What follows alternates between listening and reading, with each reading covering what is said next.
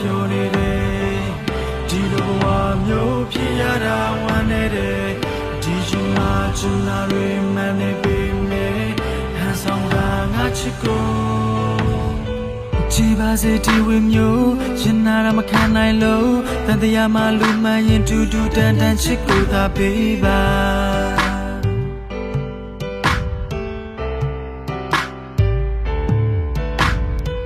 လူချင်းချင်းလက်ပတ်ချင်းစော်ကားပြီးတဲ့ကိုနေပါစေဒီတခါတော့နောက်တစ်ချိန်မှမျက်နှာသာပေးပါ